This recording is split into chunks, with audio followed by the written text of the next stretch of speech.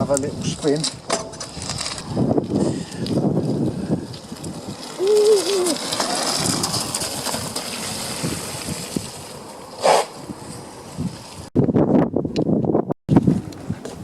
Do you want us to photograph?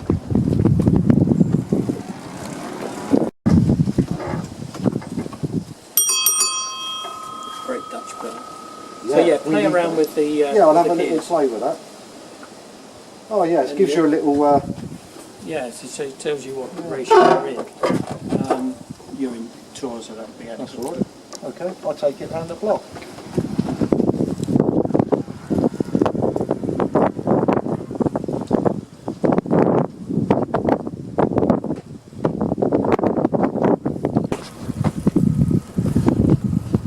See, in eco, it's saying 50 miles. Yeah. And as you go up the assistance levels, Oh yeah. it'll go down. So turbo, it's 16, Wow. and that's updated Yeah. as you're As you cycling. cycle. Yeah, it Every can change. 50 metres, Yeah. it'll.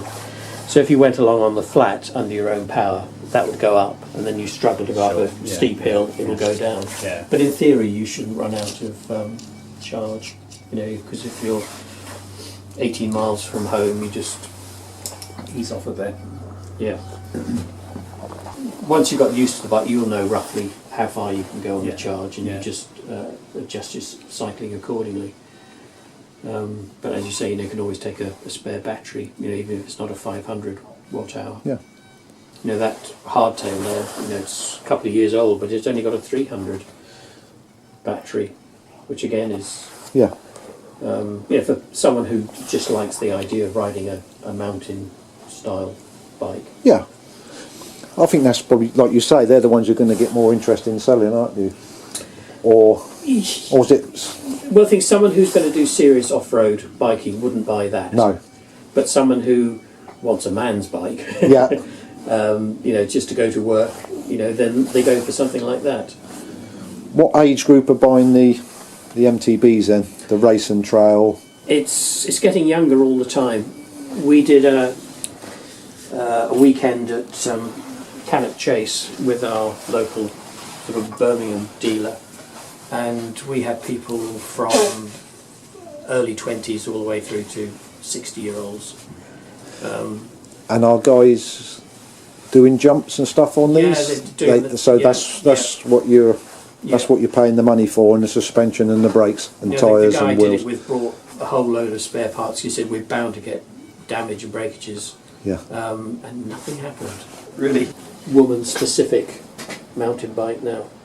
That one there is. It's got a slightly different geometry to the frame, slightly smaller. Yeah, and you narrower can see, and the handlebars. yeah. But it's not visibly a lady's bike. Yeah. So you. Definitely seeing more of them on the trails, Yeah. and in pairs. People going in Yes, pairs. Guys are taking their wives and partners out, to share the experience. Getting muddy, cold, wet, shins barked, and all the other. A maximum speed of 45 kilometres, which equates to about 28. Yeah, But it has to be built to a specification, and when you buy the bike, you get a certificate to say that it conforms to a speed pedelec. right. So you've got to have a kickstand that comes up automatically. You've Yeah. got to have a rear brake light Yeah, and side reflectors. reflectors. And that's for UK as well, or not? No, Okay. I think France, Germany, Switzerland, Austria, they recognise the speed pedelec category, but not in the UK. So it's illegal in the UK. Okay, but if we had that system and you had a motorbike licence and it was insured, is that... You have to get the bike type approved. Okay. Now again, our dealer up in Sutton Coldfield can do it. He's gone through that. Oh, has he? So It costs Yeah. 250 quid or whatever. yeah, But and you have to do it for every bike, not just the model. Yeah. Every time it has to go through. yeah. So you have to have a number plate, a proper number plate. You Yeah. have to have an MOT and all that. But you see, That's interesting. in Europe, they have created the speed pedelec category, which is halfway between a bike and a moped. So it's a But Because- here we haven't got it. It's either Yeah. a bike or a motorbike. Yeah, because we had moped, but obviously out there when they're 14 they can ride these They mopeds. can, yeah. Because I think there is a market, There's definitely a because market obviously for it. you go that little bit faster, but you have your licence, you have it legal. Yeah, this is why I think they're being sensible about it, because people are making them, people are buying them, and people are using them.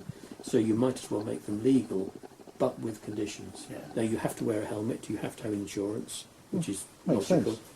But you know, I can't see our Department of Transport agreeing to it. It took them long enough to agree to upgrade the size of the motor from 200 watt hours to 250. You know, Yeah. up until a few years ago, it, the regulation in the UK was that 200 watt hours maximum.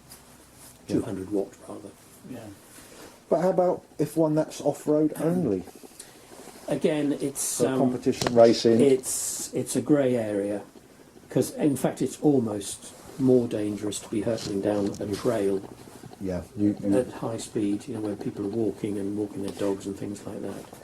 But you know, if it's a specific Yep. trail only for bikes, then you know, I don't see why you shouldn't use a speed pedelec. You know, people have bought them in the UK and say, I'm only going to use them on my own land. Yeah, of course. So you know, you wouldn't know the difference until there's been an accident. yeah, you know, in Oxford High Street. Yeah. So, And you know, people have been prosecuted for oh, using yeah, them. Yeah. But I think it's far better if people are going to use a speed pedelec or you know, a non-legal bike, to use a speed pedelec rather than something they've created themselves. Yeah. Because you know, at least they've been built to a specification. They're designed to do 45 kilometres an hour. Yeah.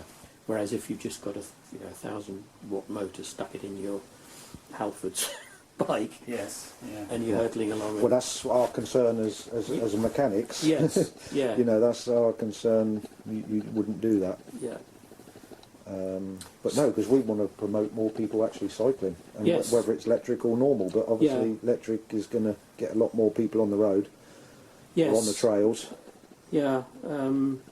You know, there are companies that will they put a dongle on a standard bike, and that will make it go almost twice the speed. Yeah, But you know, we don't want to get involved with that. We We don't do- get involved no. because it invalidates the warranty, and it makes it dangerous. And it's not built for that. And it's not built for that. No. Um, But you know, people argue that I cycle at 18, 20 miles an hour anyway. Yes.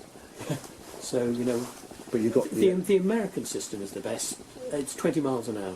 yeah. And I think if we were allowed 20 miles an hour, then people would be satisfied. Yeah. It's fast enough, isn't it? Because sometimes, you know, if you're commuting on a long, boring road, Yeah, 15 miles an hour is not fast enough. No. You just think, no, it's... and you might need that extra speed to get out of trouble or keep with the flow of traffic. Yes, yeah.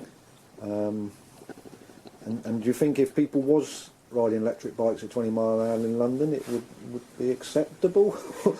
Or I think in... long as they had lights and number plate and Well, wear the helmet and I don't know. In the urban environment, I think 15.5 miles an hour is fast enough. yeah.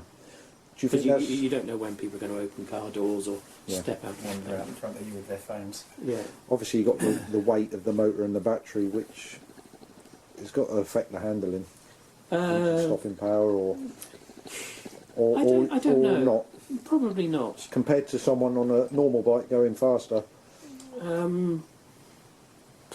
Difficult to say, It's you know, difficult because to say. you got 3 kilos, 3.5 kilos in the motor, 2.5 kilos, 3 kilos in the battery. So you're carrying around an extra 6 to 7 kilos. Now that's really the difference between a light person and a heavy Yeah. person. So Yeah. it doesn't make much difference. No.